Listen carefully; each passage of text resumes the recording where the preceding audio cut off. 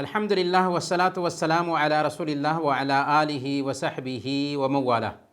محترم بھائیوں اور دینی بہنوں، السلام علیکم ورحمۃ اللہ وبرکاتہ۔ آج جمعہ کے اس کلاس میں آپ سب کا سواگت ہے، اور آج سب سے پہلے ہم عقیدہ میں نواقض اسلام جاننے والے ہیں، یعنی ان چیزوں کو جاننے والے ہیں جن سے اسلام ٹوٹ جاتا ہے۔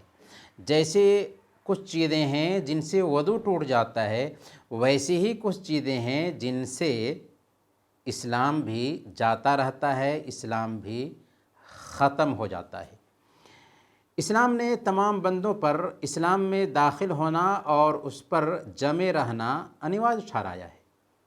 اور اسلام کے خلاف کاموں سے بچنا بھی ضروری ٹھہرایا ہے۔ اللہ تعالیٰ نے اپنے نبی محمد صلی اللہ علیہ وسلم کو اسی کی طرف بلانے کے لیے بھیجا، چنانچہ جن لوگوں نے ان کی بات مانی وہ ہدایت پر لگے، اور جو لوگ ان سے منہ موڑے، جنہوں نے آپ کی تعلیم سے اعراض کیا، وہ پتھ بھرشٹ ہوئے، گمراہ ہو گئے۔ اور اللہ تعالیٰ نے اپنی کتاب میں مختلف آیتوں کے اندر اسلام سے پھرنے کے مادھیم اور کفر و شرک کے کاموں سے روکا ہے، اور مسلم ودوانوں نے بھی مرتد کے حکم کے باب میں بہت سارے ایسے کاموں کو ذکر کیا ہے جن کے کرنے کی وجہ سے ایک انسان اسلام سے نکل جاتا ہے۔ وہ کون کون سی چیزیں ہیں جن سے ایک انسان اسلام سے نکل جاتا ہے؟ ان میں سے 10 اہم خطرناک چیزوں کو جانیں گے۔ سب سے پہلے نمبر پر اللہ کی عبادت میں کسی دوسرے کو شریک ٹھہرانا۔ اللہ نے فرمایا سورہ النساء آیت نمبر 116، ان اللہ لا یغفر ان یشرک بہ ویغفر ما دون ذلک لمن یشاء۔ اللہ تعالیٰ شرک کو معاف نہیں کرے گا، اور شرک کے علاوہ جس گناہ کو چاہے، جس کے لیے چاہے، اللہ معاف کر دے گا۔ اس سے پتہ یہ چلا کہ شرک کی معافی نہیں ہے، اور شرک اگر کوئی آدمی کرتا ہے تو یہ وہ عمل ہے جس کی وجہ سے وہ اسلام سے نکل جاتا ہے۔ اسی سندرب میں آتا ہے مردوں سے دعا کرنا، ان سے فریاد کرنا، ان کے لیے نظر ماننا، ان کے لیے جانور ذبح کرنا، جیسے کوئی آدمی قبر پر جا کر کے جانور ذبح کرے، یا جن یا شیطان کے لیے جانور ذبح کرے۔ تو یہ ساری چیزیں وہ ہیں جن کی وجہ سے ایک انسان اسلام سے نکل جاتا ہے، کیونکہ یہ شرک ہے۔ دوسرے نمبر پر جو اللہ اور انسان کے درمیان کسی کو میڈل مین بنائے، کسی کو واسطہ بنائے، تو اللہ اور انسان کے درمیان، اپنے اور اللہ کے درمیان کسی بھی انسان کو کوئی میڈل مین بناتا ہے، واسطہ بناتا ہے، اور یہ سوچتا ہے کہ ان سے سمپرک کیے بنا ہم اللہ تک نہیں پہنچ سکتے، تو یہ بھی دراصل اسلام سے نکال دینے والا کام ہے کہ ان سے وہ دعا کرے، ان سے سفارش طلب کرے، ان پر بھروسہ کرے۔ تو سارے علماء اس بات پر سہمت ہیں کہ ایسا آدمی بھی اسلام سے نکل جاتا ہے۔ تیسرے نمبر پر جو آدمی مشرک کو مشرک نہ سمجھے، یا کافر کو کافر نہ سمجھے، یا اس کے کفر پر شک کرے، یا اس کے دھرم کو صحیح سمجھے، تو یہ کام بھی کفریہ ہے، کیونکہ اللہ تعالیٰ نے کافر کو کافر کہا ہے،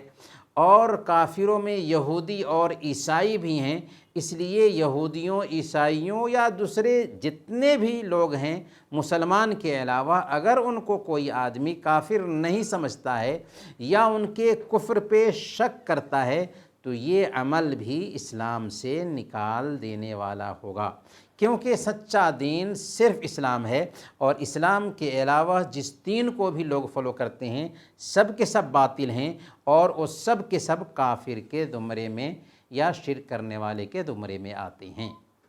چوتھے نمبر پر یہ ماننا کہ اسلام کے علاوہ کوئی دوسرا دھرم اسلام سے بہتر ہے، یا اسلام کے جیسے ہے، یا یہ کہ اللہ کے نبی صلی اللہ علیہ وسلم کے آدرش کے جیسے ہی کسی دوسرے انسان کا بھی آدرش ہے، تو ایسا ماننا بھی اسلام سے نکال دینے والا عمل ہوگا، کیونکہ اسلام سے بہتر کوئی دھرم نہیں ہو سکتا، اسلام کے جیسے بھی کوئی دھرم نہیں ہو سکتا، اور نہ ہی محمد صلی اللہ علیہ وسلم کے آدرش کے جیسے کسی کا آدرش ہو سکتا ہے۔ اللہ نے ساری انسانیت کے لیے اسلام ہی پسند کیا ہے، اور ساری انسانیت کے لیے محمد صلی اللہ علیہ وسلم کو ہی آئیڈیل بنایا ہے۔ اگر کوئی آدمی کسی اور کو آئیڈیل بنا لیتا ہے تو پھر وہ اسلام سے نکل جاتا ہے۔ 5ویں نمبر پر، جس نے اللہ کے رسول صلی اللہ علیہ وسلم کی کسی حدیث کو،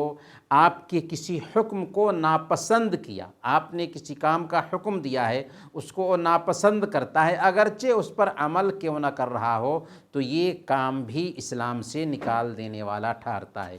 اللہ تعالیٰ نے سورہ محمد آیت نمبر 9 میں بیان فرمایا، ذَلِكَ بِأَنَّهُمْ كَرِهُوا مَا أَنزَلَ اللَّهُ فَأَحْبَطَ أَعْمَالَهُمْ، ایسا اس لیے کہ انہوں نے ناپسند کیا اس چیز کو جو اللہ نے نازل کیا تھا، اس لیے اللہ نے ان کے عملوں کو برباد کر دیا۔ گویا کہ اگر کوئی آدمی اللہ اور اس کے رسول کے کسی بھی حکم کو ناپسند کرتا ہے، اگرچہ اس پر عمل کیوں نہ کرتا ہو، یہ بھی اسلام سے نکال دینے والا کام ہے۔ تو گویا کہ کلمہ لا الہ الا اللہ کو سمجھنا، اس کے مطابق چلنا، اور اللہ اور اس کے رسول نے جن کاموں کا حکم دیا ہے ان کو اپنی زندگی میں اتارنے کا سنکلپ رکھنا اور ان سے راضی رہنا ضروری ہے۔ اگر کوئی آدمی اللہ اور اس کے رسول کے کسی بھی حکم کو ناپسند کرتا ہے، اگرچہ عمل ہی کیوں نہ کرتا ہو اس پہ، تو یہ بھی اسلام سے نکال دینے والا عمل ٹھہرے گا۔ 6 نمبر پر، جس انسان نے اللہ کے نبی صلی اللہ علیہ وسلم کے کسی حکم کا مذاق اڑایا، اس نے بھی کفر کیا، وہ بھی اسلام سے نکال دینے والا عمل ہے کہ اللہ کے نبی صلی اللہ علیہ وسلم نے کسی کام کا آدیش دیا ہے، اس کام کا وہ مذاق اڑاتا ہے۔ تو اللہ نے فرمایا سورہ التوبہ آیت نمبر 65 اور 66 میں، قُلْ أَبِاللَّهِ وَآيَاتِهِ وَرَسُولِهِ كُنْتُمْ تَسْتَهْزِئُونَ لَا تَعْتَذِرُوا قَدْ كَفَرْتُمْ بَعْدَ إِيمَانِكُمْ، آپ کہہ دیجئے کہ اللہ، اس کی آیتوں اور اس کے رسول ہی تمہارے مذاق کے لیے رہ گئے ہیں، تم بہانے نہ بناؤ، یقیناً تم ایمان کے بعد ایمان سے پھر گئے۔ گویا کہ اگر کوئی آدمی اللہ کے کسی حکم یا رسول صلی اللہ علیہ وسلم کے کسی حکم کا مذاق اڑاتا ہے، تو مذاق اڑانا دراصل اسلام سے اسے نکال دے گا۔ 7ویں نمبر پر، جادو کرنا بھی کفر ہے۔ اللہ نے سورہ بقرہ آیت نمبر 102 میں بیان فرمایا، وَمَا يُعَلِّمَانِ مِنْ أَحَدٍ حَتَّى يَقُولَا إِنَّمَا نَحْنُ فِتْنَةٌ فَلَا تَكْفُرْ، ان دونوں نے کسی کو نہیں سکھایا یہاں تک کہ انہوں نے یہ کہہ دیا کہ دیکھو ہم تو امتحان ہیں، آزمائش کے لیے بھیجے گئے ہیں، فلا تکفر، اس لیے تم کفر مت کرو۔ اس سے پتہ یہ چلا کہ جادو سیکھنا کفر ہے، تبھی تو کہا کہ ہم فتنہ کے طور پر، آزمائش کے طور پر بھیجے گئے ہیں، جادو سیکھو گے تو جادو سیکھ کر کے تم کفر کرو گے۔ گویا کہ جادو سیکھنا کفریہ عمل ہے، جادو کوئی آدمی سیکھتا ہے تو گویا کہ وہ اسلام سے نکال دینے والا کام کرتا ہے۔ 8ویں نمبر پر، مسلمانوں کے خلاف غیر مسلموں کی مدد کرنا، یہ بھی کفریہ کام ہے۔ یعنی ایک طرف مسلمان ہیں اور ایک طرف مسلمانوں کے خلاف کوئی آدمی غیر مسلموں کی مدد کرنے لگے اور مسلمانوں کو نقصان پہنچانے کے لیے غیر مسلموں سے ساٹھ گانٹھ کر لے، تو یہ بھی اصل میں کفریہ عمل ہے، اسلام سے نکال دینے والا عمل ہے۔ اللہ نے سورہ المائدہ آیت نمبر 51 میں بیان فرمایا، وَمَن يَتَوَلَّهُم مِّنكُمْ فَإِنَّهُ مِنْهُمْ، کہ تم میں سے جو ان کو اپنا دوست بنائے گا وہ انہی لوگوں میں سے ہوگا۔ ایک کے دوستی ہوتی ہے انسانی ناطے کی، اور ایک دوستی ایسی کہ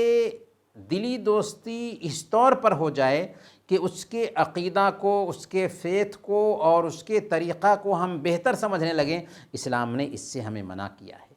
لیکن اگر ہمارے کوئی رشتہ دار مسلمان نہیں ہیں، ان سے دوستی ہو سکتی ہے، دلی دوستی بھی ہو سکتی ہے، لیکن اس طور پر دوستی نہیں ہو سکتی کہ ہم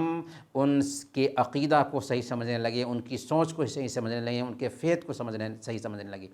یہاں پر بتایا یہ جا رہا ہے کہ اگر کوئی آدمی مسلمانوں کے خلاف غیر مسلموں کی مدد کرتا ہے اور مسلمانوں کو نقصان پہنچانے کے لیے غیر مسلموں کا ساتھ دیتا ہے، تو یہ بھی دراصل اس کے اندر اس بات کی پہچان پائی جا رہی ہے کہ کفریہ کام وہ کر رہا ہے۔ 9ویں نمبر پر یہ آستھا رکھنا کہ کچھ لوگوں کو اللہ کے نبی صلی اللہ علیہ وسلم کی شریعت سے نکلنے کی گنجائش ہے، یا اللہ کے نبی صلی اللہ علیہ وسلم کی شریعت سے دور رہنے کی گنجائش ہے۔ یاد رکھیں اللہ تعالیٰ نے سورہ آل عمران آیت نمبر 85 میں بیان فرمایا وَمَن يَبْتَغِ غَيْرَ الْإِسْلَامِ دِينًا فَلَن يُقْبَلَ مِنْهُ وَهُوَ فِي الْآخِرَةِ مِنَ الْخَاسِرِينَ،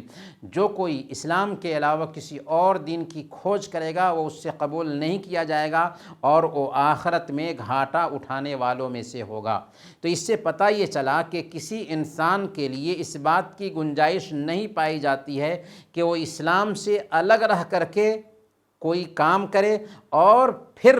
اگر کوئی اسلام سے الگ رہ کر کوئی کام کرتا بھی ہے تو وہ اس سے قبول نہیں کیا جائے گا۔ لہذا کسی بھی انسان کے لیے اللہ کے نبی صلی اللہ علیہ وسلم کی شریعت سے الگ رہ کر کے نجات پانا ممکن نہیں ہے۔ صحیح مسلم کی روایت کے مطابق اللہ کے نبی صلی اللہ علیہ وسلم کلیئر انداز میں بیان فرماتے ہیں والذی نفسی بیدہ لا یسمع بأحد من هذه الأمة یہودی ولا نصرانی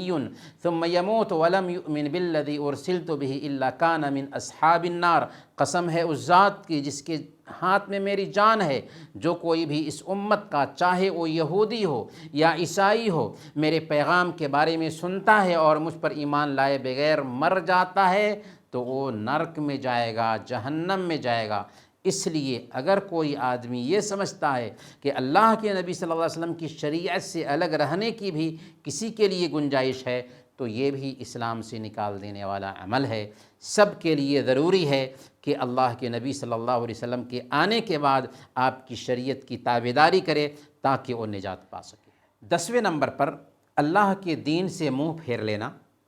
نہ سیکھنا اور نہ ہی اس پر عمل کرنا، یہ بھی اس بات کی دلیل ہے کہ وہ اسلام سے نکال دینے والا عمل کر رہا ہے۔ اللہ تعالیٰ نے سورہ السجدہ آیت نمبر 22 میں بیان فرمایا وَمَنْ أَظْلَمُ مِمَّنْ ذُكِّرَ بِآيَاتِ رَبِّهِ ثُمَّ أَعْرَضَ عَنْهَا إِنَّا مِنَ الْمُجْرِمِينَ مُنْتَقِمُونَ،